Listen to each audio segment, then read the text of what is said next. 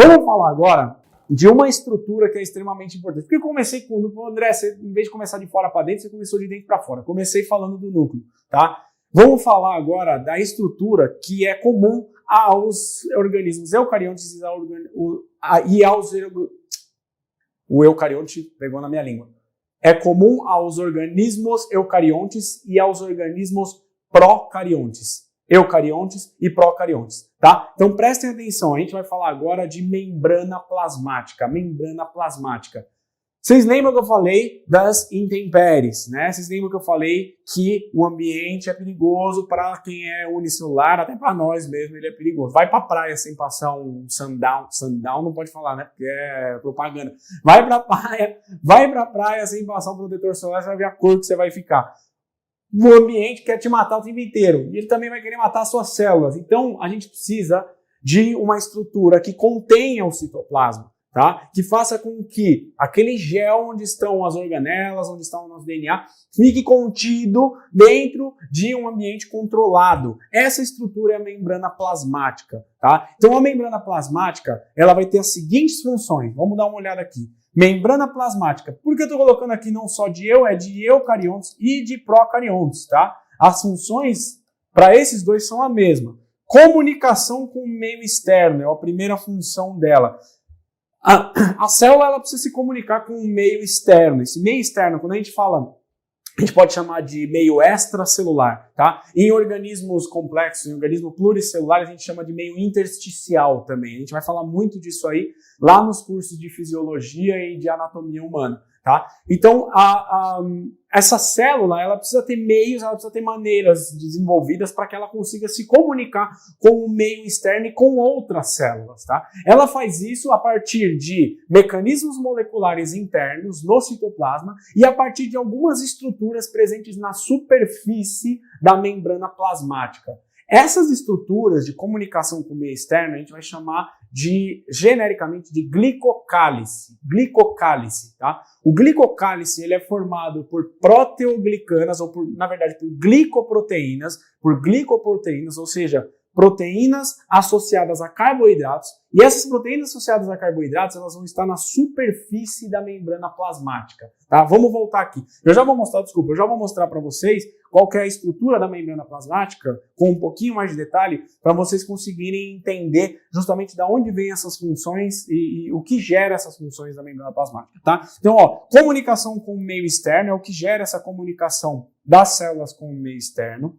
Isolamento físico, tá? O isolamento físico da célula, fisicamente, é como se fosse uma barreira, uma parede, tá? Que vai manter o seu citoplasma de uma forma diferente do meio externo, tá? Regular trocas com o meio. Troca do quê? Gases, água, nutrientes, íons, tudo que for necessário para a vida, ela que vai regular. A membrana plasmática, ela vai regular. Por isso que a gente fala que ela tem uma característica, que é ela ser uma membrana de permeabilidade seletiva. O que é permeabilidade? Permeabilidade é a facilidade com que uma estrutura atravessa a outra. Tá? É a facilidade com que uma estrutura atravessa a outra.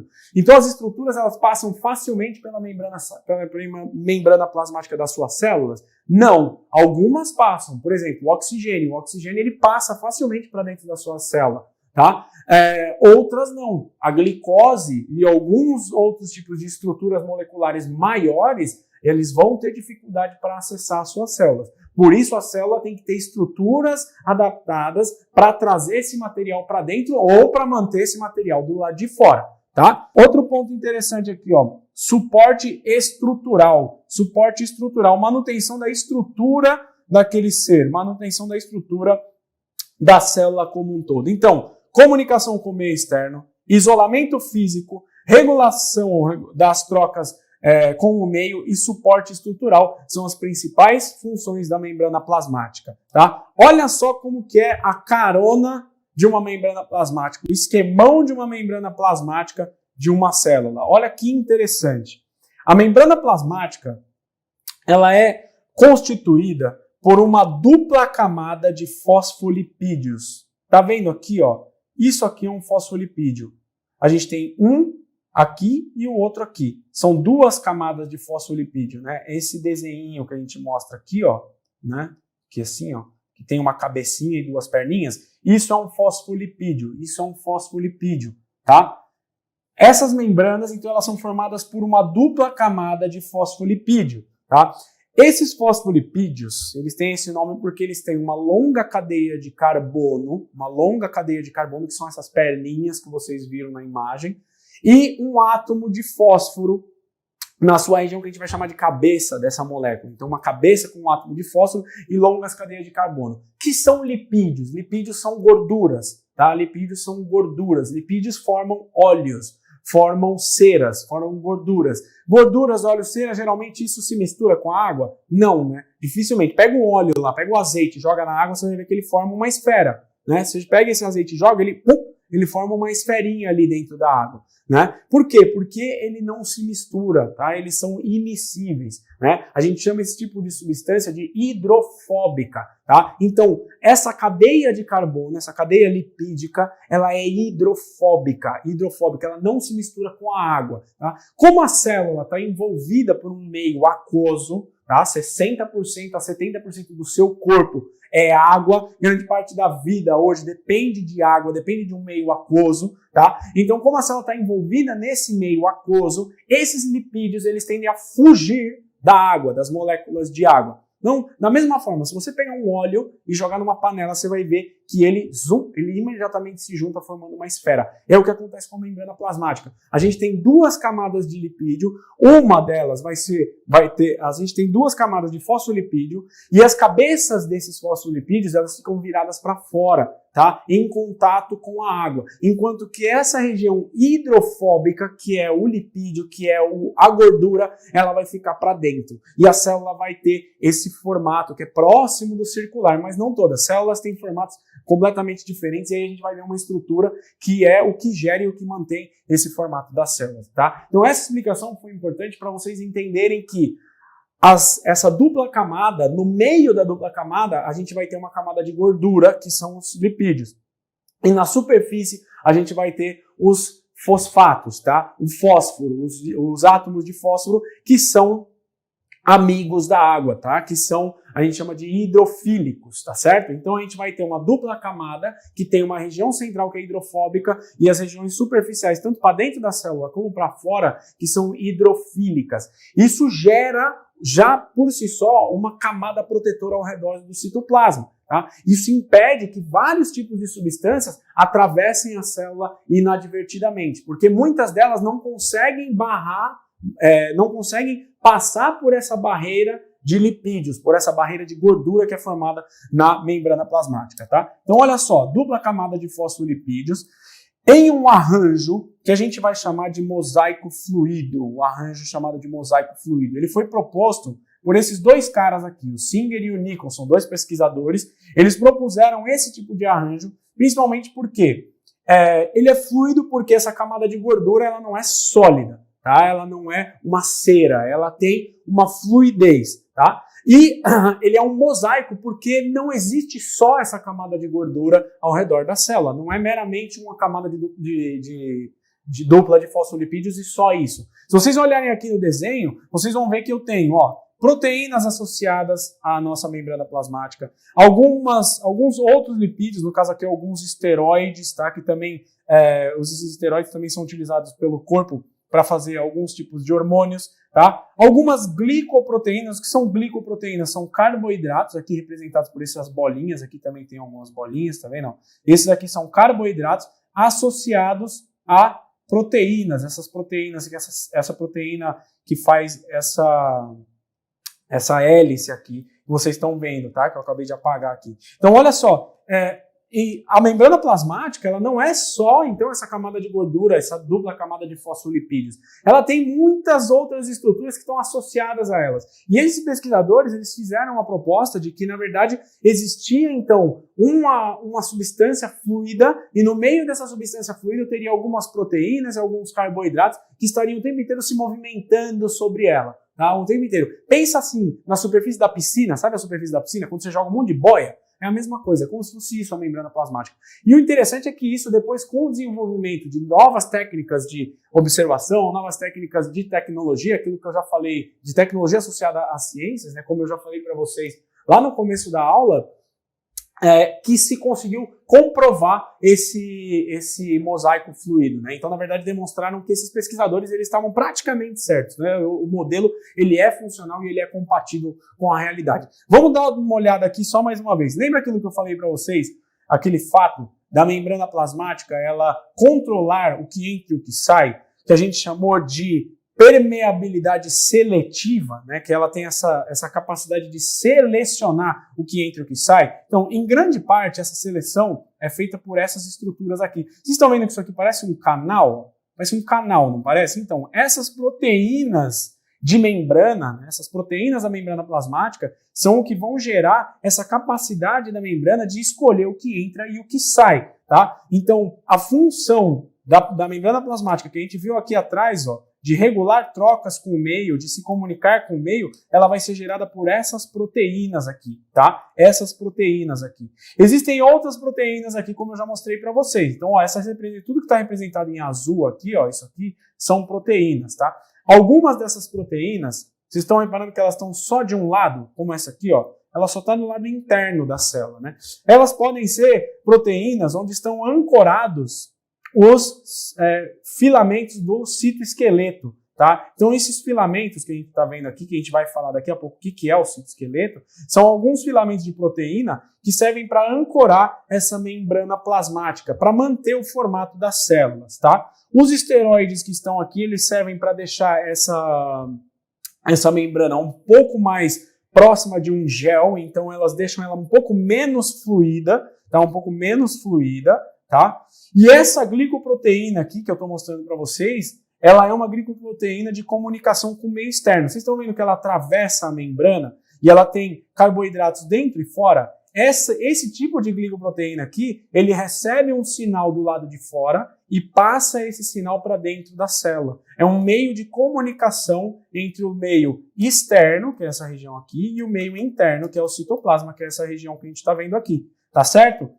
Lembra que eu falei para vocês do glicocálice? Olha só que interessante. Aqui a gente tem, então, proteína associada a carboidrato, proteína associada a carboidrato. Carboidrato, sempre que eu falar carboidrato, lembrem-se de açúcares, tá? Proteínas associadas ao carboidrato, sempre aqui na superfície externa, né? Então, só a superfície externa da membrana plasmática é que tem esses carboidratos associados à proteína. Isso vai formar aquilo que a gente chamou de glicocálice, ou glicocálix, como também é chamado, tá?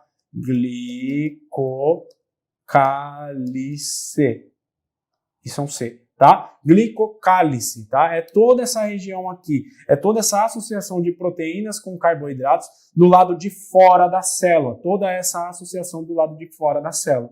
Isso vai ser importante para o reconhecimento das células, tá? Principalmente no nosso caso, um exemplo seria a nossa célula de defesa. Então, a gente tem muita célula de defesa que para não atacar você, para não atacar o próprio organismo, tá? Elas vêm e reconhecem as células. Então, ela chega perto da sua célula, ela reconhece o glicocálice, ela chega próximo, existe um contato entre as proteínas do glicocálice e os carboidratos, ela fala, opa, isso aqui sou eu. E aí ela sai fora e não ataca a célula. Existem alguns tipos de doenças autoimunes, por exemplo, em que esse glicocálice ou essas células imunes, elas acabam não mais reconhecendo as próprias células do corpo. E aí elas passam a atacar algumas células do corpo, tá? Como algumas doenças autoimunes, tá? Vamos passar então para algumas especializações ou diferenciações da membrana plasmática. Isso aqui também pode ser cobrado em alguns concursos por aí, tá? Então, são especializações ou diferenciações da membrana, as microvilosidades. São microvilosidades. Vocês estão reparando aqui, ó, eu tenho uma célula, e em cima da célula eu tenho o que parece um cabelinho, tá vendo? Um cabelinho aqui.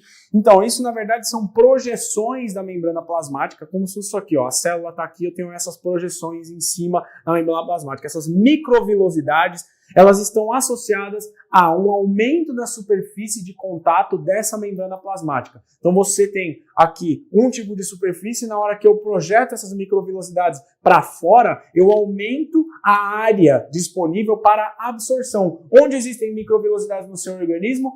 No trato intestinal, no seu intestino delgado, para aumentar a área de absorção de nutrientes do seu intestino. Microvilosidades, tá? Um outro tipo de especialização que é muito semelhante às microvilosidades são os cílios, tá? Os cílios. Então é muito interessante, esses cílios, eles estão presentes no nosso trato respiratório e eles têm uma movimentação. A gente vai, quando vocês forem estudar aí na parte de citologia o sistema respiratório, vocês vão ver que esses cílios, que também são projeções da membrana plasmática, eles se movimentam gerando como se fosse uma escada rolante, que leva o muco para cima ou para baixo, dependendo da posição em que eles estão no nosso epitélio, na nossa superfície, né, na superfície do nosso trato respiratório. Então é um outro exemplo de uma especialização ou de uma diferenciação da membrana plasmática. E existem as junções celulares, que também nada mais são do que algumas estruturas que promovem a conexão, o contato entre células vizinhas, tá? Um tipo de junção é a junção comunicante, também chamada de gap junctions. Elas estão presentes, por exemplo, nos nossos neurônios, algumas gap junctions, tá? Elas permitem a comunicação entre uma célula e a célula vizinha, tá? Vamos voltar aqui, ó. Os desmossomos, tá? Os desmossomos, que são essas estruturas, essas placas aqui, né? Essas placas, elas estão associadas ao citoesqueleto da célula, tá? E elas são, imagina como se fosse um grampeador. Pensa num grampeador. Então você tem uma célula do lado da outra, você quer que elas se mantenham juntas, então você pega um grampeador e põe um grampo ali. Isso seria um desmossomo. Só que ela também está ligada, esse grampo, ele está ligado também a todo o citoesqueleto da célula, que a gente vai entender daqui a pouco o que é esse citoesqueleto, tá? Então é como se a gente pegasse duas células e grampeasse essas células uma próximo da outra. Então são junções que servem para, especializações de membrana que servem para manter as células unidas, tá?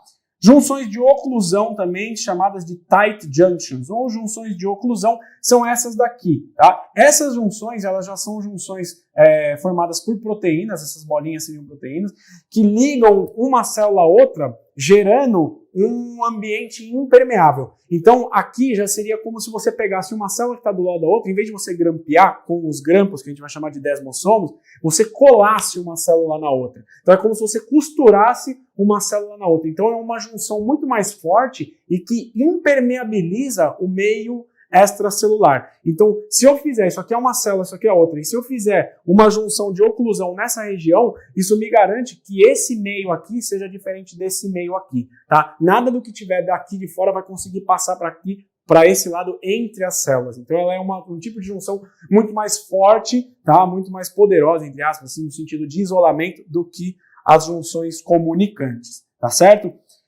Quando a gente fala de membrana plasmática, essa parte de membrana plasmática ela é um pouco mais extensa do que as outras organelas, porque ela tem de fato muitas especializações. A gente poderia ficar aqui uma aula inteira só falando sobre membrana plasmática, mas não se preocupem, tá? O que a gente tem que saber são aquelas principais funções que eu passei lá para vocês da membrana plasmática e o jeitão dela, o esquemão dela, né? Aquele mosaico fluido, dupla camada de fosfolipídios com proteínas associadas, tá? Ali embebidas nessa camada de fosfolipídios.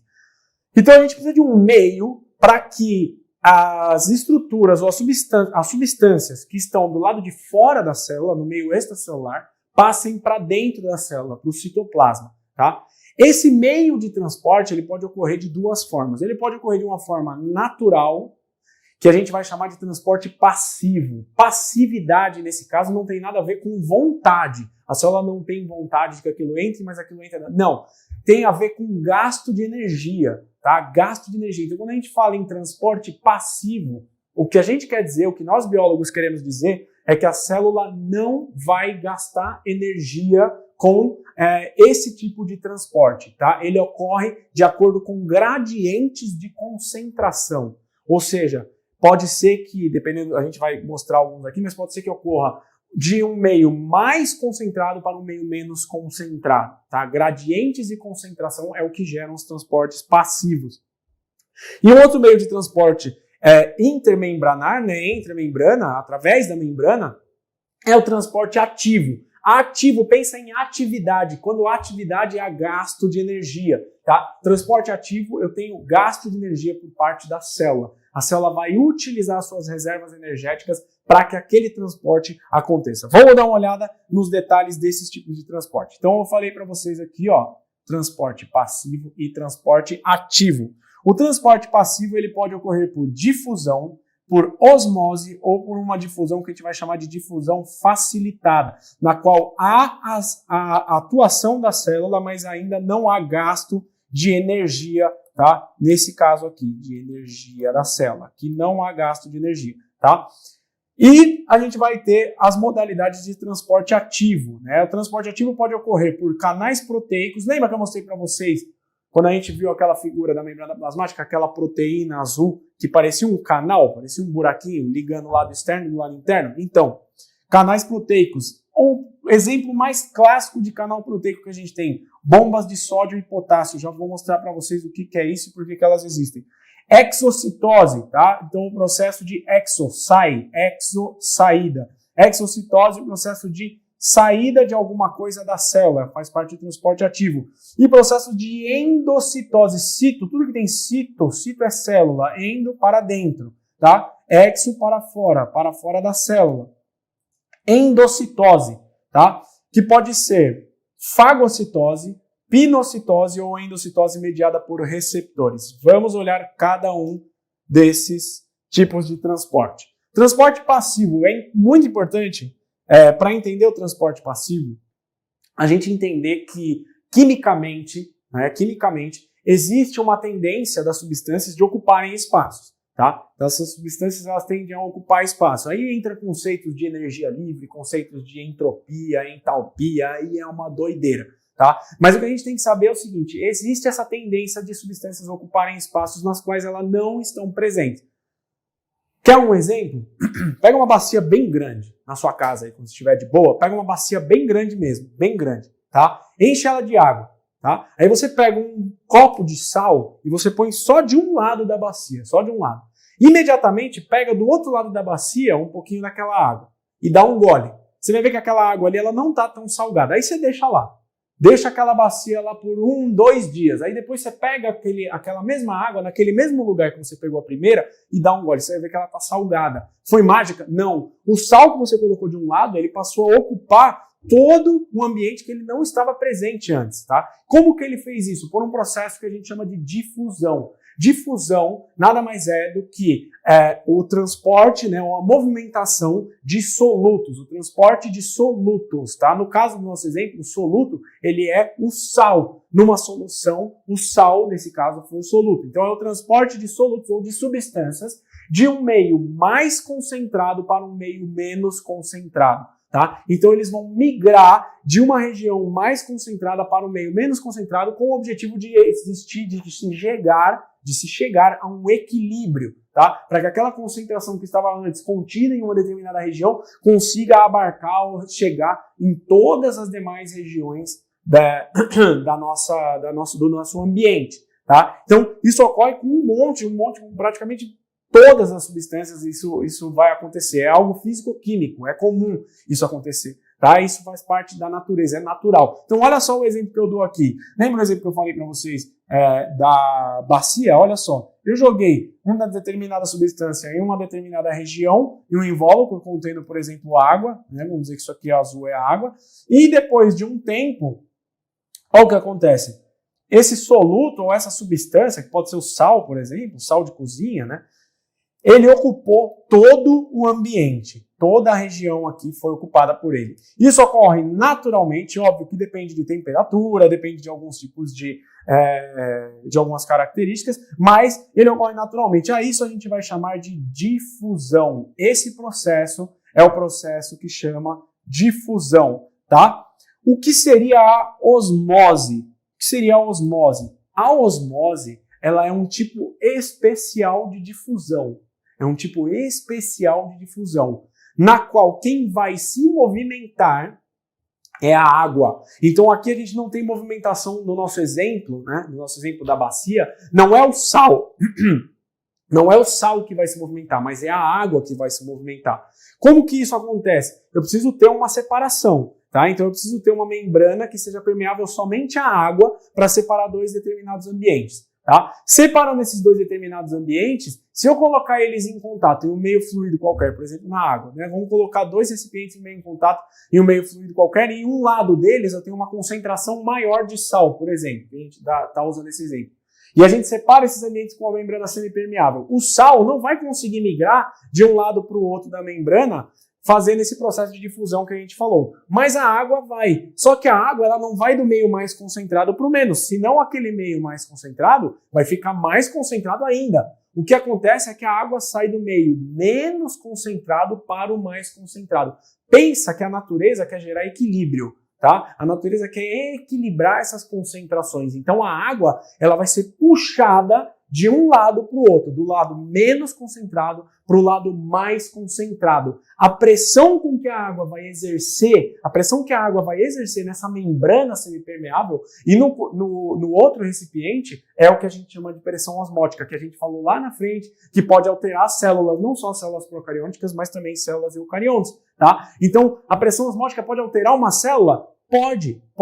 Por isso que às vezes a gente toma isotônicos, por isso que a gente toma muita água e assim por diante. A gente precisa regular a quantidade de água no nosso ambiente, porque senão as nossas células começam a secar. Tá? Se o ambiente externo ficar sem água, ele fica mais concentrado. Se ele fica mais concentrado, a célula vai perder água para o ambiente. Ela sai do meio menos para o mais concentrado, do meio menos para o mais concentrado. Osmose, movimentação da água. Se eu pego uma célula do seu sangue, por exemplo, tá? Um eritrócito, uma célula vermelha, e coloco ela num meio mais concentrado do que o citoplasma dela, a água que está dentro dela vai sair. A água que está dentro dela vai sair. E ela vai ficar esturricada. A gente chama essa célula, nesse formato, depois, quando ela é colocada no meio que tem uma maior concentração, ou seja, no meio hipertônico, de uma célula plasmolizada. Se a gente fizer o contrário, vamos pegar essa célula e vamos colocar no meio menos concentrado. Tá? A água que está do lado de fora vai entrar na célula para fazer com que a concentração interna do citoplasma se iguale com a concentração do lado de fora. Tá? Isso vai fazer com que ela fique túrgida, ela fica grandona. Se essa célula não tiver, se a pressão osmótica for muito grande e essa célula não tiver um meio de manter a sua forma, ela vai se romper, ela vai estourar. Tá? Então basta você colocar ela no meio hipotônico que você estoura essa célula. Deu para entender o que é osmose e o que é difusão? Esses dois tipos de transporte acontecem na sua célula, tá? E a gente vai chamar isso de transporte passivo. Tá? O que seria a difusão facilitada? Também é um tipo de transporte passivo, tá certo? Também é um tipo de transporte passivo. Só que nesse caso, o exemplo mais clássico que a gente tem é a movimentação da glicose. O que é glicose? Vocês já ouviram falar de glicose? Já. Glicose é um carboidrato, é um tipo de açúcar, tá? Que é utilizado como principal reserva energética, principal substância de onde se gera energia em células eucarióticas, principalmente em nós, né? Nos nossos organismos. A gente precisa de glicose e a partir da glicose a gente vai obter a energia para a célula funcionar. Tá? Então olha só, como que a glicose entra na célula? A glicose entra na célula por difusão facilitada. Então olha aqui, ó, várias moléculas de glicose. A gente tem uma proteína aqui, um canal proteico, a gente já falou sobre ele algumas vezes aqui, né? Então tá vendo que forma-se um canal, tá? E essa proteína, o que ela faz? Ela está aberta, quando ela se abre, quando esse canal se abre, uma molécula de glicose entra, ela para no meio. Quando ela para no meio, a gente tem o fechamento do lado externo desse canal, né? E aí ela é liberada para dentro do citoplasma. Quando ela entra, ninguém sai, porque o canal está fechado do lado de fora. Então ele precisa abrir novamente para que outras moléculas entrem. Então é uma maneira da sua membrana plasmática controlar a entrada. Só que para esse controle, né, isso aqui acontece em nível molecular, né, nas proteínas, de forma que não exista gasto de energia. Então o transporte de glicose para dentro da célula, ele acontece sem o gasto de energia. Tá? Esses canais, eles respondem muito, sabe a quem? A insulina. A insulina, que é aquele hormônio que é produzido no pâncreas e que ele vai gerar, vai aumentar a permeabilidade das nossas células à insulina, fazendo com que a glicose que está circulando no nosso sangue, logo depois que a gente se alimenta, por exemplo, ela seja puxada para dentro das células para que as células usem, para que elas armazenem em forma de energia e assim por diante. Entenderam? 3 tipos de transporte passivo: difusão, movimentação de solutos, Osmose, movimentação da água, tá? Movimentação da água de um meio menos concentrado para o mais concentrado. Difusão facilitada, tá? Canais proteicos que jogam, por exemplo, a glicose para dentro da célula. Beleza, beleza? Vamos falar aqui do transporte ativo agora, o transporte ativo. São dois tipos principais de transporte ativo que eu acho que são interessantes para nós, né? Na verdade, a gente vai falar depois de três, que a gente vai falar também da bomba de sódio e potássio. Transporte ativo, quando a gente fala de transporte ativo, a gente fala que tem gasto de energia, tá? Tem gasto de energia. Então, aqui a gente vai gastar energia para que as substâncias, para que diferentes tipos de matéria entrem nas células. Então, olha só, um deles é a fagocitose. O que é a fagocitose?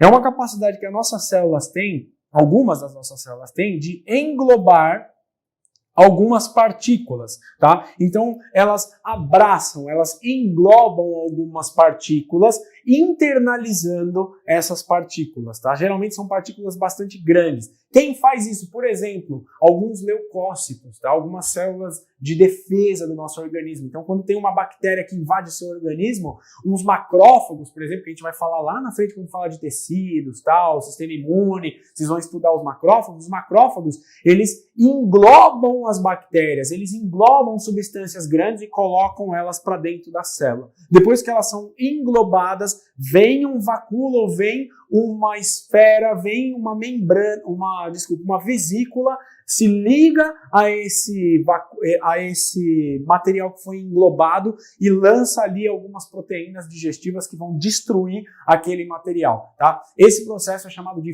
fagocitose, um tipo de transporte ativo, tá? Para a formação, para que a célula englobe, né, essas substâncias, ela gera esses prolongamentos da membrana, que são chamados de pseudópodos ou pseudópodes. Pseudópodos são pés falsos, tá? Pseudopodos são pés falsos, tá? É dessa forma que ela engloba, que ela engole, vamos dizer assim, né, algumas substâncias grandes. Então, um exemplo, já falei para vocês, são as nossas células de defesa, tá?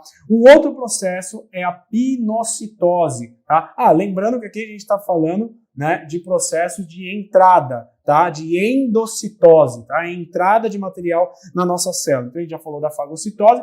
Pinocitose, quando a gente fala de pinocitose, geralmente a gente está falando de líquidos, tá? Entrada de líquidos, né? De componentes líquidos para dentro da célula.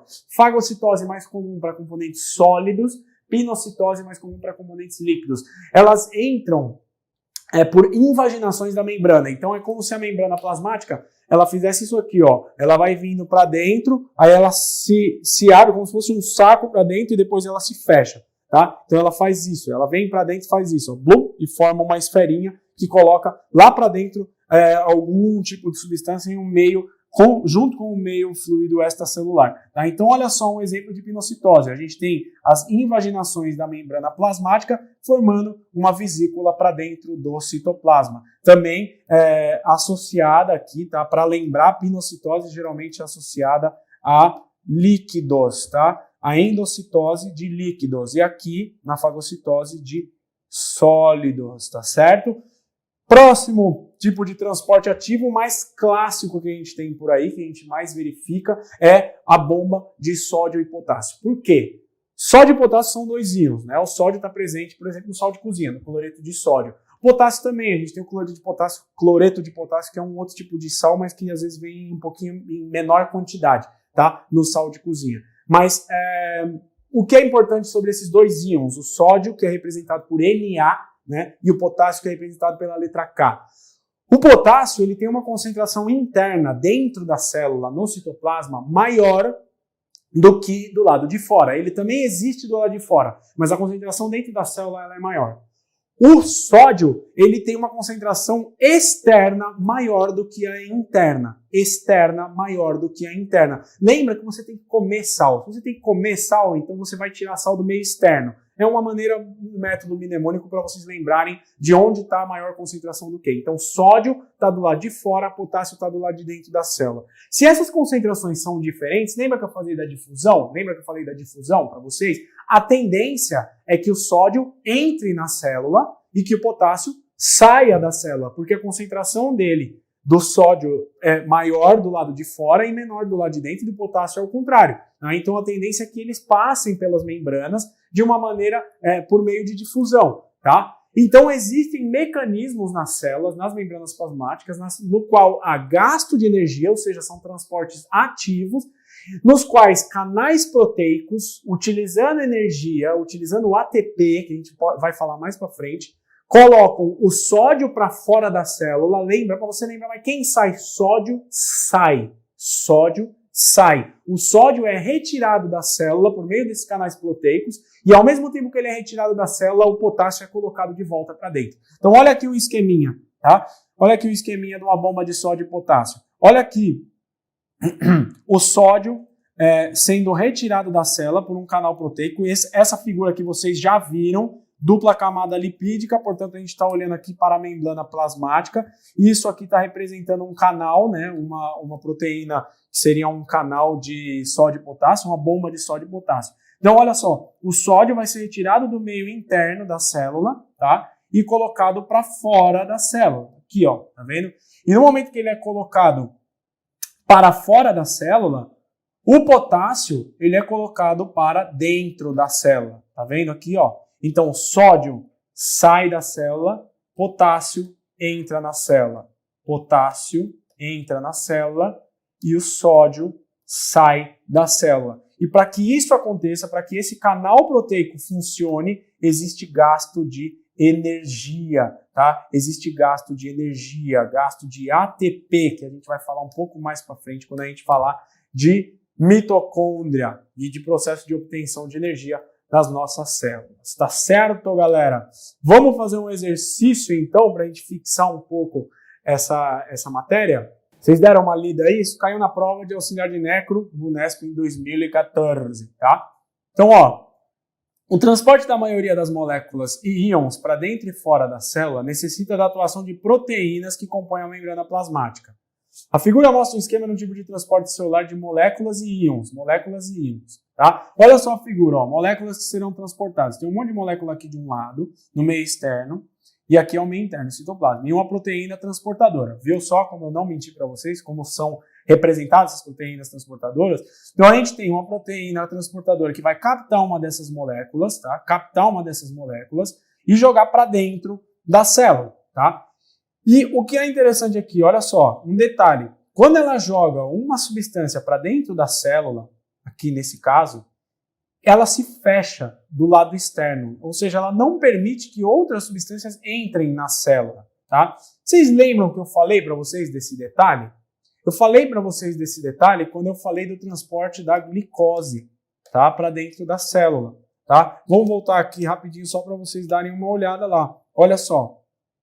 Vou tirar isso aqui para facilitar. Ó, eu falei para vocês aqui, ó, que quando a glicose, por difusão facilitada, entra na célula, no momento que ela chega no meio da proteína carregadora, ela se fecha. Então não tem outras substâncias entrando para a célula, tá? Difusão facilitada. Então eu já falei para vocês sobre esse tipo de transporte, de difusão facilitada. É o mais clássico que é perguntado por aí, tá? Então vamos lá, olha só. Aqui já matou logo de primeira, ó.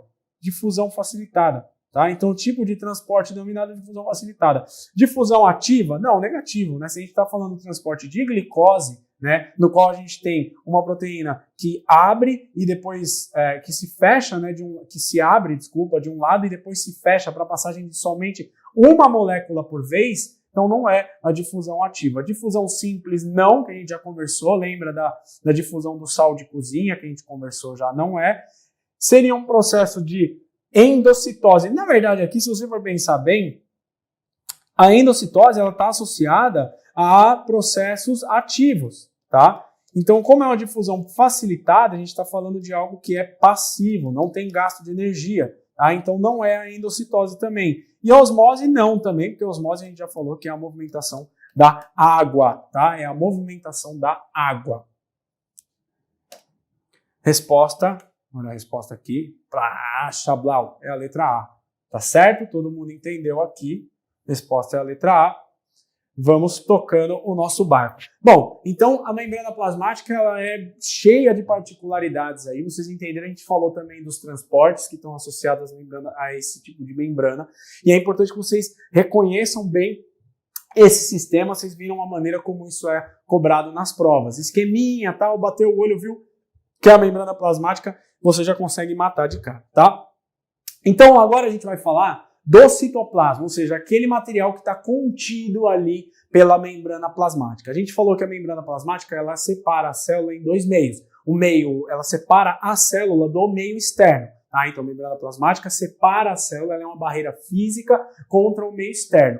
O meio interno, o meio intercelular, aquela região, todo aquele líquido que está contido por essa membrana dentro da célula, a gente vai chamar de citoplasma, tá? Citoplasma ou plasma da célula. O citoplasma ele tem uma composição semelhante a um gel. Nele a gente tem água como maior componente, mas a gente tem dissolvidos proteínas e a gente tem as organelas, tá? No citoplasma estão as organelas. O meio líquido do citoplasma a gente vai chamar de citossol. Citossol ou hialoplasma. Citossol ou hialoplasma, tá?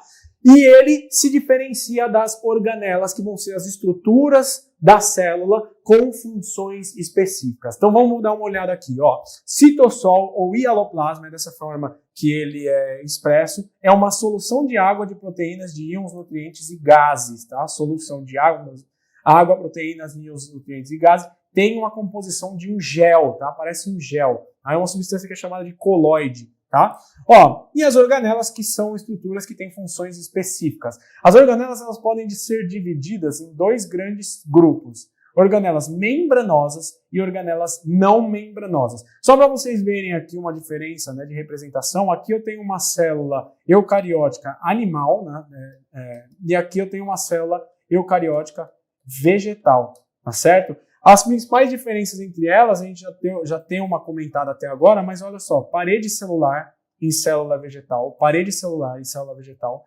Essa estrutura verdinha aqui, a gente chama ela de cloroplasto,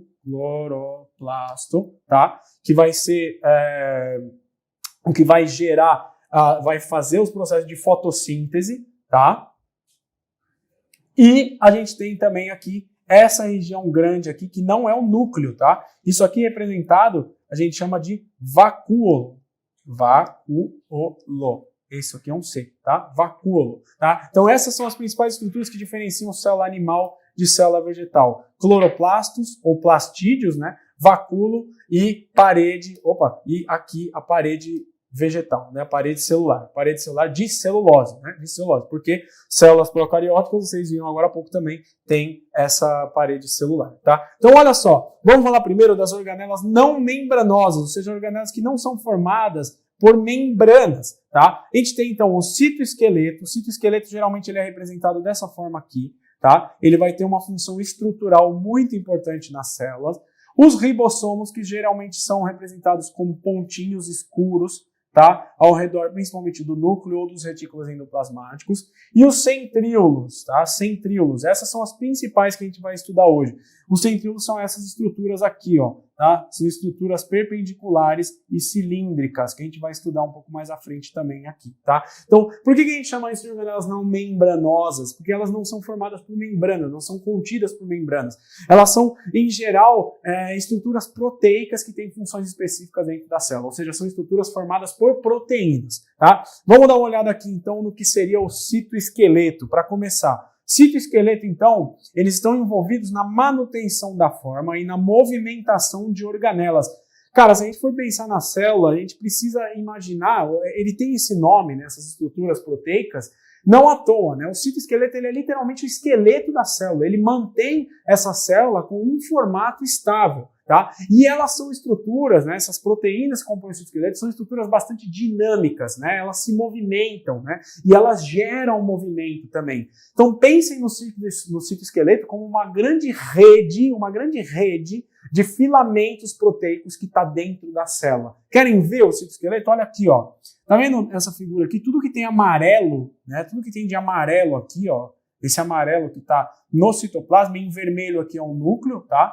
E tudo que tem em volta aqui é o citoesqueleto. Então, olha só, forma uma rede, né? Para quem nunca viu o citoesqueleto, ele forma uma rede dentro da célula, parece uma grande teia de aranha, assim, né? Então, essa rede é o que vai gerar justamente, vai manter essa estrutura, vai manter esse formato da célula, né? Então, como eu já falei, são estruturas dinâmicas, né, que se movimentam, elas se polimerizam, né, são proteínas que podem aumentar ou diminuir, né, de tamanho, né? E eles são formados por microfilamentos, que são formados por um tipo de proteína chamado de actina, filamentos intermediários, né, que são formados por citoqueratina. A actina geralmente está relacionada à movimentação, tá? Eles são filamentos bastante pequenos, bastante delgados no interior das células. A citoqueratina já é um filamento mais estável, então ele já tem funções muito mais estruturais, tá, do que a actina. Os filamentos grossos, que são formados por uma proteína chamada de miosina. Só a gente lembrar também que a actina e miosina, ou seja, microfilamentos e filamentos grossos, são proteínas que formam que permitem a movimentação da nossa musculatura.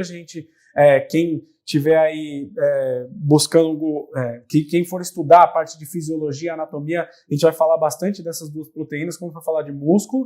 E os microtúbulos, né? Microtúbulos que são formados por uma proteína chamada de tubulina.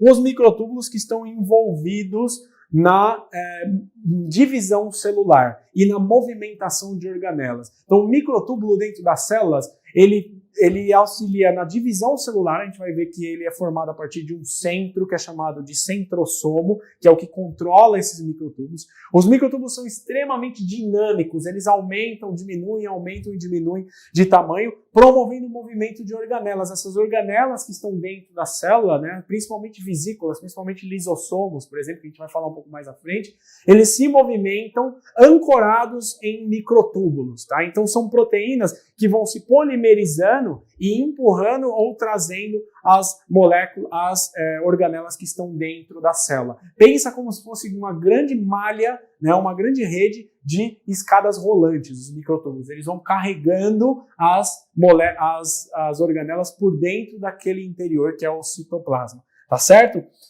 Vamos falar dos centríolos. Os centríolos, geralmente, eles têm esse formatão aqui, ó, tá? Eles podem estar, eles são formados por filamentos de tubulina, né, que são microtúbulos, nada mais são do que microtúbulos, tá? Eles são encontrados em regiões específicas da célula, que são chamadas de centrosomos. A gente vai ver quais regiões são essas daqui a pouquinho, tá? São os centrosomos. Mas dá até para eu mostrar para vocês aqui, quer ver, ó? Vamos voltar aqui, olha só, tá vendo? Essa região que estão os centríolos aqui, ó, essa região aqui é chamada de centrosomo, tá? É a região onde estão os centríolos, tá certo? Eles são organizadores dos microtúbulos, cara. Então eu já falei para vocês sobre isso. São estruturas que organizam os microtúbulos, tá? Organizam os microtúbulos. Então é a partir dos centríolos, dessas regiões, que os microtúbulos se espalham para diferentes regiões da célula, tá? A partir dessa região aqui, tá? E eles estão envolvidos diretamente no processo de divisão celular. A gente vai ver qual que é o papel deles na divisão celular, na movimentação de vesículas, por exemplo, do lisossomo, e na manutenção da forma da célula, gerando cílios e flagelos. Aqui também é muito importante, tá? O pessoal pode perguntar isso para vocês. Qual é o componente do citoesqueleto que gera cílios e flagelos? São os microtúbulos, tá? Microtúbulos formados a partir dos centríolos, tá? Microtúbulos formados a partir dos centríolos, tá? Eles têm esse formato, mais uma vez, eles podem aparecer pareados, né?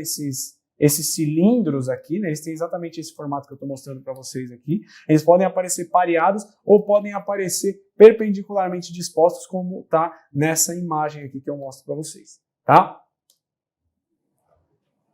As organelas não membranosas aqui, os ribossomos. Ribossomos, lembrando que eu falei já dos ribossomos quando a gente falou de proteína. Tá? Quando a gente falou de procariontes, tá? Qual a função dos ribossomos, tanto nos procariontes como nos eucariontes?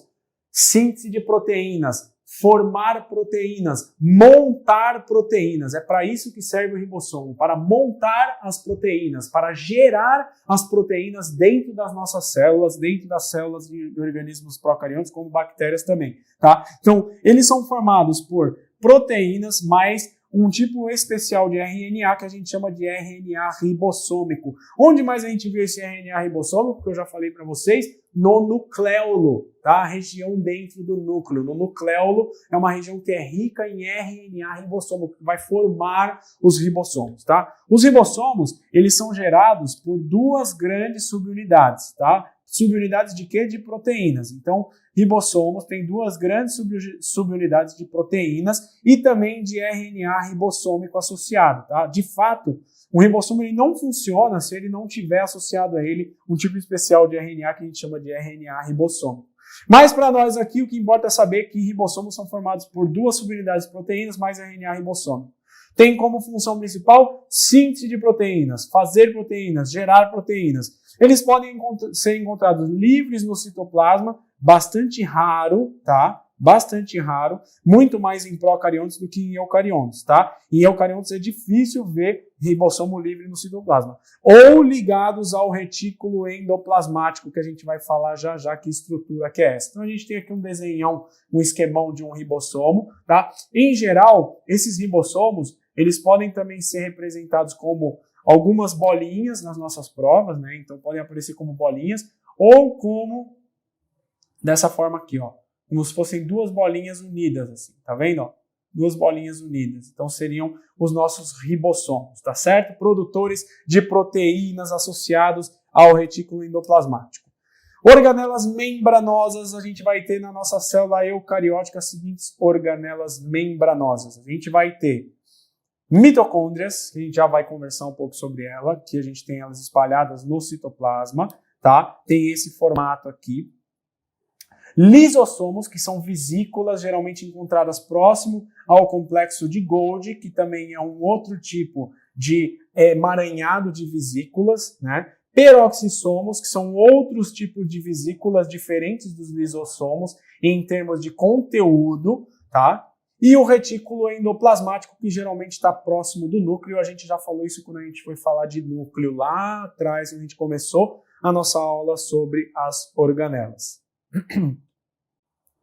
Vamos começar falando do retículo endoplasmático. O retículo endoplasmático que a gente já conversou, que está associado ao núcleo, tá? Está associado ao núcleo. Aquela membrana externa do núcleo é o que gera os retículos endoplasmáticos. Então ela se projeta para fora, formando uma série de canais, tá? Interligados.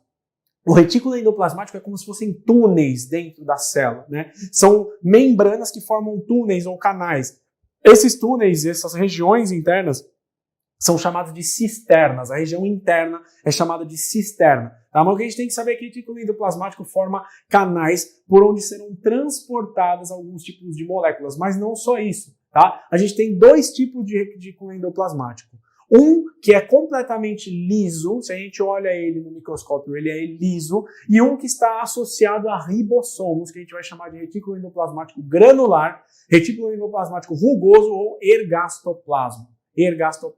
Se ele está ligado a ribossomos, então a função principal dele é síntese de proteínas. Tá? Os ribossomos vão produzir a proteína na superfície do retículo endoplasmático, jogar elas para dentro do retículo endoplasmático. Lembra que eu falei que ele é uma série de canais? E ali dentro desses canais existem algumas outras proteínas que vão modificar essas proteínas, tá? Vão preparar essas proteínas para que elas se tornem proteínas ativas, para que elas consigam funcionar de acordo, enfim, dos diferentes tipos de função que elas vão exercer, tá? É diferente da função do retículo endoplasmático liso. O retículo endoplasmático liso, ele também pode transformar algumas proteínas, mas a principal função dele é a síntese de lipídios, tá? Síntese principalmente de hormônios. Então, onde a gente vai encontrar muito retículo endoplasmático granular, muito retículo endoplasmático rugoso?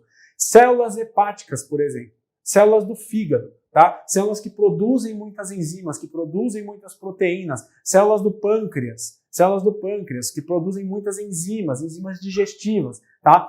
Onde a gente vai encontrar muito retículo endoplasmático liso, células que produzem hormônios esteroides, testículos e ovários. A gente vai encontrar muito retículo endoplasmático liso nesse tipo de célula. Tá, vamos dar uma olhada aqui na cara que tem o retículo endoplasmático. Olha só esse esquemão aqui, tá vendo? A gente tem esse esquemão, então, um retículo endoplasmático granular ou rugoso, tá cheio de pontinhos, tá vendo? Esses pontinhos amarelos aqui são os ribossomos associados a eles, né?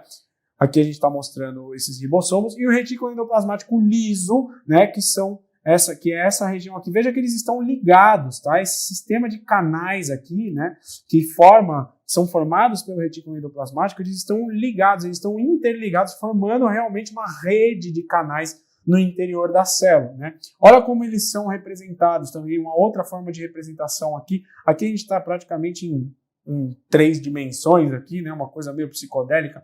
Aqui, não, ele já está em 2 dimensões aqui associado ao núcleo. A gente já viu essa figura, inclusive, tá? Então, é uma rede de canais associados a ribossomos. Quando associados a ribossomos, a gente vai chamar de retículo endoplasmático granular ou retículo endoplasmático rugoso. Principais funções, então, como eles são canais, eles transportam substâncias, tá? Síntese de proteínas, principal função de retículo endoplasmático granular. Síntese de carboidratos e lipídios, principal função do retículo endoplasmático liso. Neutralização de toxinas. Onde ocorre isso no corpo? No fígado, tá? No fígado. Quem que está envolvido? O retículo endoplasmático rugoso e o retículo endoplasmático liso, tá?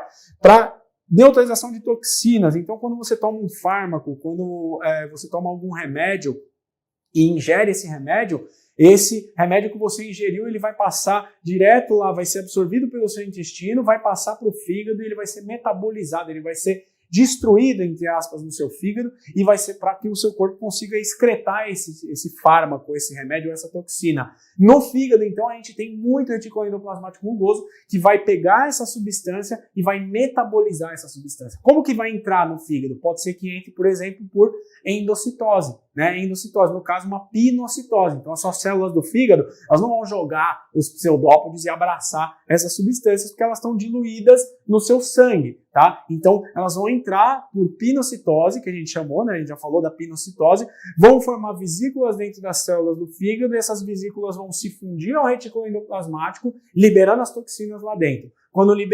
Ao liberarem as toxinas lá dentro, as proteínas, as enzimas que estão dentro do retículo endoplasmático vão metabolizar isso aí para que você consiga se livrar dessas toxinas, tá? E o armazenamento de algumas moléculas. O armazenamento de algumas moléculas também acontece no retículo endoplasmático. Só para a gente frisar mais uma vez algumas funções específicas. Síntese e armazenamento de hormônios, fosfolipídios, glicerídeos, glicogênio e colesterol, retículo endoplasmático liso. Síntese e armazenamento de hormônios, fosfolipídios, glicerídeos, glicogênio e glicerol. Lembra, então, ó, isso tudo aqui, ó, fosfolipídios, glicerídeos, com exceção do glicogênio aqui, né, que é um carboidrato, e colesterol, tudo aqui são lipídios, cara, são lipídios. Então, basicamente, retículo endoplasmático liso está associado à metabolização de alguns lipídios, a produção de alguns lipídios pelo nosso corpo, tá? Hormônios esteroides, né, que a gente falou, hormônios esteroides são hormônios lipídicos, como a testosterona, como a progesterona, são hormônios que são produzidos no retículo endoplasmático liso, tá? Retículo endoplasmático rugoso, síntese, modificação e armazenamento de proteínas. Síntese, modificação e armazenamento de proteínas. Essas proteínas, então, quando elas são geradas, né, quando algumas substâncias são geradas no retículo endoplasmático granular ou rugoso, elas são empacotadas, tá, por essas membranas, né? Uma coisa também que é importante, que não estava falado aqui, mas que já faz parte também do nosso conhecimento biológico.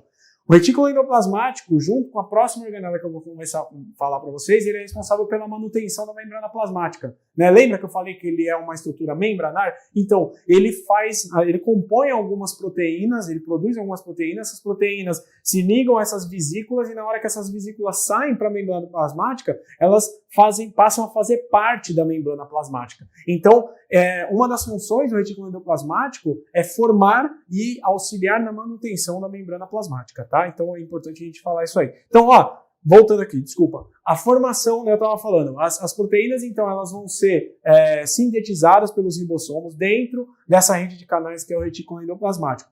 Ao serem sintetizadas dentro do retículo endoplasmático, elas vão ser lançadas para fora, tá? Vão ser lançadas para fora, para o citoplasma, dentro de vesículas. Essas vesículas vão se ligar a uma outra organela membranar que se chama complexo de Golgi. O complexo de Golgi, ele é quem controla quais dessas vesículas contendo proteínas fica dentro da célula e quais ele vai mandar embora para o meio extracelular, tá? Então, olha só, o complexo de Golgi, ele tem essa cara aqui, tá? São sacos, né, ou são como se fossem pratos achatados aqui, um sobre o outro, né? Ele é geralmente representado dessa forma, né? Então, alguns tipos de representação mostram ele dessa forma, com algumas bolinhas aqui no entorno. Essas bolinhas aqui no entorno, essas vesículas, né, que a gente está vendo aqui no entorno, são vesículas que vão poder, essas vesículas aqui, ó, né? Vesículas, quando a gente fala em vesículas, a gente fala nessas esferas, tá?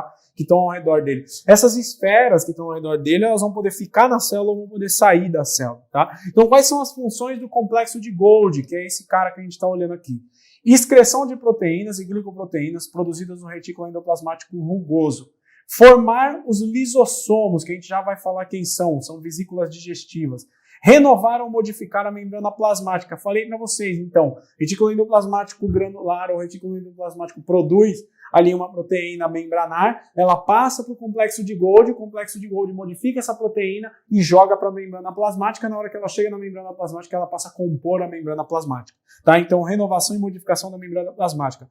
Formar acrossomo nos espermatozoides. O acrossomo é uma região na ponta dos espermatozoides, né? Contém muitos complexos, muitas dessa estrutura dessa organela. E síntese de polissacarídeos, sintetizar carboidratos como polissacarídeos, tá? Carboidratos como polissacarídeos, tá? Então, o que seriam os lisossomos? Os lisossomos, eles são produzidos a partir do complexo de Golgi. Então, são esferas que a gente vai chamar de vesículas dentro da célula, tá? Dentro dessas esferas, dentro dessas vesículas, o que existe dentro dessas vesículas, o que existe dentro dessas esferas são enzimas digestivas, são proteínas digestivas, tá? Então, os lisossomos, eles têm uma função classicamente tida como a digestão intercelular. A digestão que acontece dentro da célula. Então, os lisossomos são produzidos no complexo de Golgi e eles ficam ali, aquelas esferas dentro da célula. Quando essa célula traz alguma coisa de fora dela, né? Então por pinocitose, por um processo ativo de endocitose, esses lisossomos se juntam a essas vesículas que entraram, digerindo ou destruindo o material que está ali dentro, gerando alguns tipos de nutrientes a partir daquele material que vão ser utilizados pela célula. Uma outra função dos lisossomos é a digestão da própria célula, né? Um processo de autólise, né? Então, se a gente tem alguma organela que não está bem, que pode ocasionar a morte da célula, os lisossomos passam a atacar essa organela, destruindo-a, né, dentro da célula, fazendo com que esse material que compunha essas organelas volte a se tornar disponível para a célula utilizar em outros processos. E eles também estão associados ao que a gente chama de processo de apoptose ou morte celular programada. Quando a célula ela perde o controle de alguns processos internos, os lisossomos começam a soltar as suas enzimas digestivas dentro do próprio citoplasma. E essas enzimas digestivas passam a destruir o próprio citoplasma, tá? E destruir e vão culminar com a morte da célula, tá? Olha só, quem seriam os lisossomos? São essas esferas aqui, tá vendo?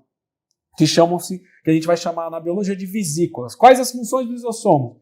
Degradação de organelas e outras substâncias por meio de enzimas digestivas que estão no seu interior. São elas proteases, lipases, nucleases, fosfatases e assim por diante.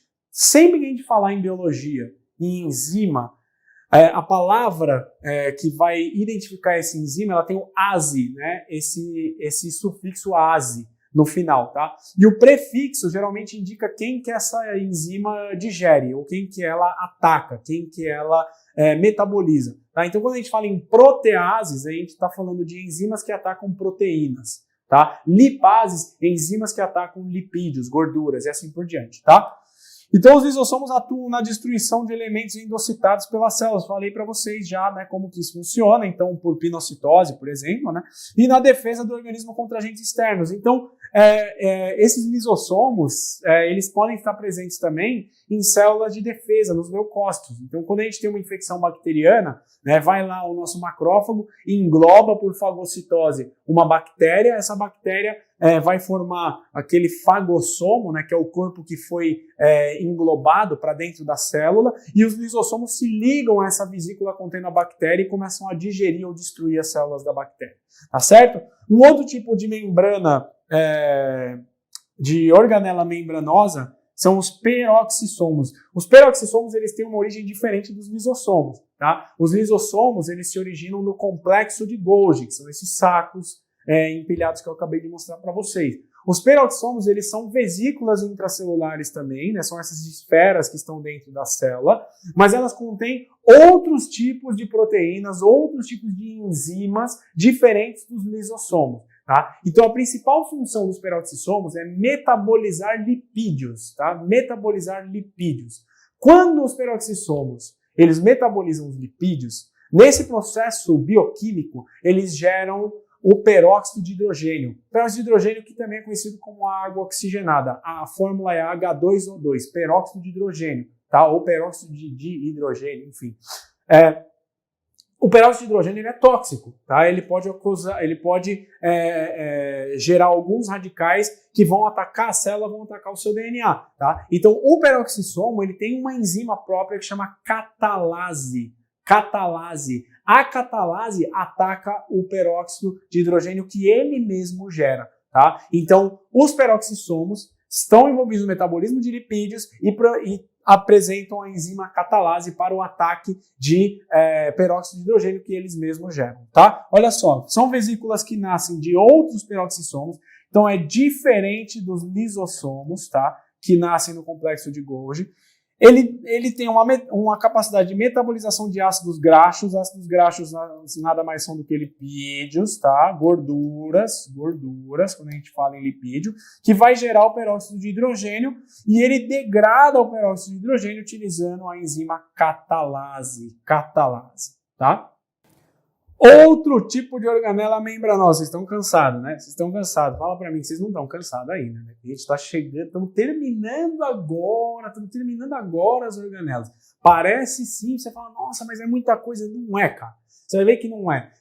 Vocês pratiquem bastante, façam muitos exercícios para vocês entenderem a função dessas organelas e qual que é a cara delas, o esquemão delas. Então, pega essas figuras que eu estou mostrando e olha muito essas figuras. Procura outras fontes de figuras para você olhar e falar, nossa, pode representar o complexo de Golgi dessa forma também, porque é dessa forma que é questionado nas provas. Você tem que saber identificar essas organelas, tá? Vamos lá. Organelas membranosas, mitocôndrias, muito importante as mitocôndrias, cara, muito importante as mitocôndrias, porque sem elas você não sobrevive. As mitocôndrias, elas são as casas de força da nossa célula e elas são bastante peculiares, vocês vão entender por quê. Olha a cara desses elementos aqui das mitocôndrias, tá? Dessas organelas. Olha a carona dela. Só para você ver, para vocês terem uma comparação, aqui eu tenho uma fotomicrografia também, por microscopia eletrônica de transmissão, mostrando essas mitocôndrias. Vocês estão reparando o seguinte, ela tem duas membranas, tá vendo? Vocês conseguem ver tanto aqui quanto aqui. Ela tem duas membranas, tanto na micrografia quanto no nosso esquema. A gente consegue ver que ela tem duas membranas. Uma membrana externa e uma membrana interna. Essa membrana interna, ela se projeta para dentro, formando as cristas mitocondriais, tá? Essas cristas, então, são essas pregas aqui, ó, que são formadas pela membrana interna da mitocôndria. A gente consegue ver isso aqui também, ó, tá? Aqui não é um esquema, isso aqui é uma foto, isso aqui são mitocôndrias de verdade, tá? São as cristas internas, são as cristas mitocondriais formadas pela membrana interna, tá certo? Ela tem, então, dois espaços que vão ser gerados por essas duas membranas, tá? Um espaço que a gente chama de espaço intermediário, que é entre a membrana interna e a membrana externa, tá aqui, ó, um espaço intermediário. E um espaço interno, que é gerado somente pela membrana interna que é a matriz. O que é interessante aqui?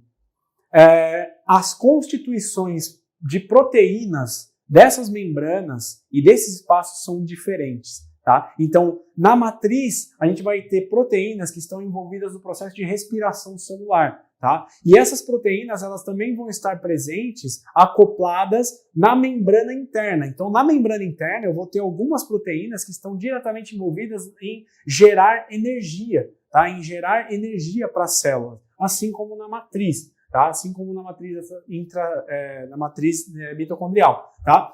E na membrana externa eu tenho um outro tipo de configuração. Eu tenho algumas proteínas que a gente chama de porinas, que são proteínas que formam poros, que limitam o que entra e o que sai dessa organela. Uma coisa que é muito interessante aqui também, olha só. As mitocôndrias, elas têm o próprio DNA. Tá? As mitocôndrias, elas têm o próprio DNA. Tá? Elas têm um DNA que é circular. A gente já viu isso aí hoje, hein? Quem mais tem DNA circular? Bactérias. Existe uma teoria que diz que as mitocôndrias elas foram originadas a partir de seres procariontes que foram englobados por seres eucariontes. Seres procariontes que detinham uma capacidade de respiração aeróbica, utilizando o oxigênio do ar. Isso fez com que energeticamente as células eucariontes conseguissem ser superiores àquelas que conseguiram englobar esses seres procariontes. Elas conseguiram ser superiores em termos de energia em relação àquelas que não conseguiam englobar esses procariontes. Isso gerou muito mais energia para o desenvolvimento dessas células. Essa teoria se chama teoria da endossimbiose, tá? É uma teoria que fala da formação dessa organela, da formação da mitocôndria. Muito importante vocês saberem isso também, tá? Vamos retornar aqui. Função principal da mitocôndria: gerar ATP. O que é o ATP? Adenosina trifosfato. É a moeda energética das nossas células. A moeda energética é o dinheiro que faz com que as nossas células consigam funcionar e exercer as suas funções, tá? Uma outra função das mitocôndrias: respiração celular, utilização do oxigênio para a obtenção desta energia, tá? Respiração celular, como eu já falei lá no começo da aula, que é diferente da respiração pulmonar. A gente tem dois tipos de respiração, pulmonar e a celular, no nível de célula, oxigênio sendo utilizado para obtenção e para gerar o ATP na célula pela mitocôndria. Quem gera energia na sua célula? Mitocôndria. Se é a mitocôndria que gera energia na célula, onde que eu vou achar muitas mitocôndrias? Em células que trabalham muito. Coração, músculo cardíaco, tem mitocôndria pra caramba. Músculo esquelético, tem mitocôndria pra caramba. Todas as suas células têm mitocôndria. Todas as suas células precisam respirar, precisam utilizar o oxigênio, mas algumas têm mais do que outras e algumas mitocôndrias são morfologicamente diferentes do que outras. Mas aí a gente já está entrando muito a fundo no que seriam as mitocôndrias. Quais as características, então? Ela tem um genoma próprio, que é circular, e olha só que interessante, de herança quase que exclusivamente materna, tá? Isso é muito importante também. As mitocôndrias, elas têm um meio de herança, ou seja, elas são transmitidas para as células filhas sempre a partir das células das nossas mães, né? Nos nossos organismos, em nós seres humanos. Todas as mitocôndrias que a gente tem, 99,9999% das mitocôndrias que formam o nosso corpo vieram das nossas mães. Por isso que o DNA mitocondrial ele não pode ser sempre utilizado para identificação de pessoas, por exemplo, em casos forenses, né? Em casos de investigação de crimes. Né? A gente tem realmente quantidades bastante expressivas de DNA mitocondrial, principalmente em fios de cabelo, né? Às vezes a gente consegue alguma coisa a partir daí, mas ela é muito limitada quanto à sua identificação, porque a gente só consegue identificar linhagens maternas, tá? Só linhagens maternas. Então, aí fica uma dica para vocês lembrarem, né, que a mitocôndria ela tem esse tipo de herança exclusivamente materna, né? E as mitocôndrias elas são geradas a partir da divisão de outras mitocôndrias. Então, essas mitocôndrias elas têm o próprio DNA, elas produzem os próprios ribossomos, elas são praticamente como se fosse um mini organismo, né, ali dentro de você. né? Então, isso reforça ainda mais aquela teoria que a gente falou da teoria da endossimbiose. Tá? Na matriz são encontradas proteínas relacionadas ao ciclo de Krebs. Para quem nunca ouviu falar, isso aqui é o ciclo do ácido cítrico. Tá? Aqui a gente já entra uma parte de metabolismo celular. Ciclo de Krebs, ele vai pegar uma substância que veio do citoplasma e vai cortar os carbonos dessa substância para gerar um potencial eletroquímico, tá? Para gerar o ATP. Nossa, professor, eu não preciso saber disso. Calma, vai devagar. Só entenda que na matriz estão proteínas para a respiração celular, tá? Para o ciclo de obtenção de energia do seu corpo estão na matriz das mitocôndrias. E na membrana interna estão as proteínas que vão gerar o ATP, que a gente já falou sobre o ATP, que é a moeda da nossa célula, é a nossa reserva de troca energética, é aquilo que faz com que a gente consiga realizar as nossas funções. Tá ok? Vamos fazer um exercício, alguns exercícios, na verdade, sobre essas organelas, para a gente fazer uma fixação boa aqui de tudo aquilo que a gente já estudou até o momento, tá? Então, olha só esse exercício aqui que caiu na VUNESP, de auxiliar de necro da Polícia Científica, Polícia Civil do Estado de São Paulo. Os peroxissomos são organelas celulares presentes no citoplasma de células animais e vegetais. Beleza. É correto afirmar que nas células humanas, essas organelas produzem enzimas e ácidos nucleicos. Produzem enzimas e ácidos nucleicos? Não, peraí. Ácidos nucleicos? Não, isso aqui é coisa de núcleo. É coisa de núcleo. A gente está falando de DNA. Peroxissomo? Não, peroxissomo não produz enzima também, coisa nenhuma. Quem produz enzima é ribossomo. A enzima é uma proteína. A gente falou isso aqui até agora, tá? Então, não. Essa letra A aqui, ela é balela. Transformam lipídios em açúcares para uso na produção de ATP intracelular, manutenção das funções celulares normais, sendo abundantes no pâncreas. Transformam lipídios em açúcares? Não, eles metabolizam os lipídios, tá? Eles metabolizam os lipídios, mas não transformam em açúcar, tá? Nesse caso aqui, não. Decompõem o peróxido de hidrogênio. Opa, aqui dá jogo, hein? Realizam a oxidação de ácidos graxos. Opa, já falamos disso também, que são lipídios, são tipos de lipídios, mas a gente está falando de oxidação, né? Participam da síntese de compostos como colesterol, sendo abundantes nas células do fígado e dos rins. Gostei dessa aqui, hein? Eu gostei dessa. Vamos dar uma olhada nas outras. Sintetizam enzimas e componentes da membrana plasmática nuclear dos neurônios. Não sintetiza enzima coisa nenhuma. Síntese de enzimas é coisa de ribossomo. Já falamos isso, tá? Iniciam a síntese proteica nos ribossomos celulares e a síntese de glicogênio sendo abundantes principalmente em células do fígado. Iniciam a síntese proteica e a síntese de glicogênio. Acho que aqui eles estão falando do retículo endoplasmático, hein? Então, para nós, quem ficou mais bonito aqui nessa prova foi a alternativa C de Charlie. C de Charlie, beleza? Próximo exercício, olha só. São responsáveis pela produção de energia, ATP, e síntese de proteínas, respectivos organoides celulares, respectivamente. Produção de energia, já falamos, quem faz são as mitocôndrias, as casas de força das nossas células. Síntese de proteínas, ribossomos, que podem estar associados ao retículo endoplasmático, formando um retículo endoplasmático rugoso, ou que também é chamado, né, de retículo endoplasmático granular, que também é chamado de ergastoplasma, tá? Então vamos lá, ó, produção de energia lisossomos, não. Produção de energia mitocôndria, já matamos aqui, ó, alternativa Bravo. No esquema a seguir, estão parcialmente representadas as estruturas de duas células. Lembra que eu falei no começo que a gente tem que entender como que são representadas as células, como que são representadas as organelas? Olha um exemplo aqui bem claro, né? Então olha aqui, ó, uma célula com um formato de cápsula, com um material genético no citoplasma, não envolvido por nenhuma membrana, apresentando aqui um flagelo. O que é isso aqui? É uma célula procariótica, tá? É um organismo procarionte, provavelmente uma bactéria, tá? E o que a gente tem aqui? Uma célula dotada de núcleo, olha o núcleo aqui representadinho no meio dela, de um retículo endoplasmático rugoso, a gente tem aqui uma célula eucarionte. Então vamos lá. Analisando o esquema, é correto afirmar que representa um espermatozoide?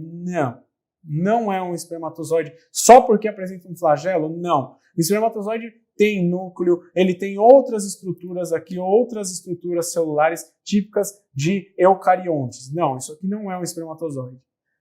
2, representa uma célula vegetal, porque apresenta um grande vacúolo. Aonde que está esse vacúolo nessa imagem aqui? O vacúolo nas células vegetais, ele geralmente é representado como uma grande estrutura próxima do núcleo. Então a gente teria aqui um núcleo celular, né? E o vacúolo seria essa estrutura, como se fosse uma grande bolha dentro da célula vegetal. Aqui a gente não tem vacúolo nenhum, tá? Nenhum vacúolo aqui. Tá? Então essa aqui não. Charlie, 1 é a representação de uma célula procarionte. Opa, 2 um eucarionte. Beleza, porque 2 apresenta a membrana nuclear. Matou, já era, é isso aí. Resposta Charlie. Tá certo? 1 e 2 representam células eucariontes? Não. 1 e 2 representam bactérias? Não também, porque aqui a gente tem núcleo. Bactéria é um organismo procarionte desprovido de membrana nuclear ou carioteca. Mais uma para vocês aqui. Substâncias como o muco, que lubrifica as superfícies internas dos tecidos do organismo humano, são processadas e secretadas pela seguinte organela celular citoplasmática. O que é muco? O muco, ele é uma substância formada por proteoglicanas, ou seja, carboidratos associados a proteínas, tá? Carboidratos associados a proteínas. Então, o muco ele é formado pela membrana plasmática? Não, função da membrana, manutenção da forma, isolamento, nada a ver com produção de muco. Mitocôndria, energia, ATP, não produz proteínas, não produz carboidratos. Centríolo é formado por tubulina, né? Os centríolos são formados por tubulina para movimentação de organelas, nada a ver também com muco.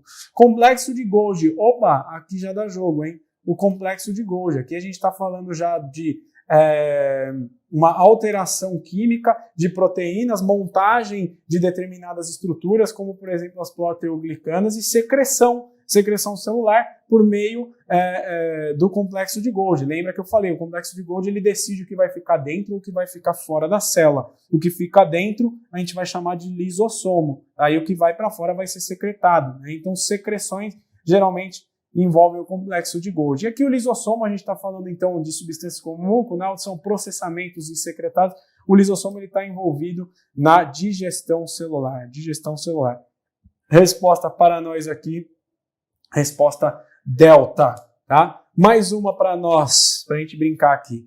Relacione corretamente as organelas celulares com as suas características, numerando a coluna 1 de acordo com a coluna 2. Vamos lá. Coluna 1, mitocôndria. Lembra da mitocôndria? Para que serve? Formar o ATP, né? Gerar energia. Lisossomo, digestão celular. Peroxissomo, né? Metabolização do peróxido, do H2O2. Retículo endoplasmático, de forma genérica, né, aqui como ele coloca, então pode ser produção de proteínas, modificação de proteínas, de lipídios, desintoxicação e assim por diante, tá? Então vamos ver. Na coluna 2, apresenta 2 membranas e a interna pragueada origina dobras em formato de prateleiras ou de túbulos. 2 membranas pragueada interna, pragueada formando o quê? As cristas, membranas, uma interna pragueada. Olha aqui, ó, vou desenhar uma mitocôndria para vocês, ó. Olha que beleza, hein? Olha que beleza a mitocôndria, membrana interna toda pragueada. Aqui a gente tem o quê? O número 1, tá? Aí a gente já pode ir lá buscar, ó, na sequência correta aqui embaixo, ó. Quem está primeiro no 1? O A e o Charlie. Então o B e o C já sai fora, tá? B e o C. Desculpa. O B e o D já sai fora. Sistema formado por vesículas achatadas, vesículas esféricas e túbulos. Vesículas achatadas, vesículas esféricas e túbulos. Sistemas de canais. Lembra? A gente olhou isso lá atrás. são os retículos endoplasmáticos. Retículos endoplasmáticos, aqui é o número 4, tá? Apresenta o tamanho, a gente já matou aqui, já é a Charlie, né? Já matamos. Então, olha só para a gente confirmar. Apresenta tamanho e forma variáveis e contém diversas enzimas hidrolíticas. Enzimas hidrolíticas, a gente está falando do lisossomo. Apresenta matriz granular envolvida por membrana e caracterizada pela presença de enzimas oxidativas. Peroxissomo, né? Peroxissomo. Matriz granular envolvida por membranas características oxidativas que vai degradar o H2O2. E também vai oxidar ácidos graxos, tá? Que a gente já viu isso aí. Matou. Quem matou aqui foi a Charlie para nós, tá? É isso aí que a gente tinha para falar sobre as organelas. Então, depois fiquem atentos aos formatos delas, fiquem atentos às funções dessas organelas, que é dessa forma, vocês viram os exercícios, é dessa forma que isso é cobrado, tá? Essas organelas são cobradas nas provas em relação à identificação delas, ao esquemão, como que elas são desenhadas, como elas são representadas, qual que é o formato dessas organelas e as funções delas. E muitas vezes o pessoal da banca, ele pede que você relacione as funções a funções do organismo, tá? Então, como vocês viram, tal organela ela é utilizada para produzir proteína. Então, onde será que eu encontro muitas dessas organelas e assim por diante? Então, vocês viram, mitocôndria produz o ATP, que é a nossa energia. Então, onde que eu vou encontrar muitas mitocôndrias? Aí você vai ter que já ligar isso com a parte de fisiologia, saber que está envolvido com tecidos ou órgãos que gastam muita energia, enfim, e assim por diante, tá certo?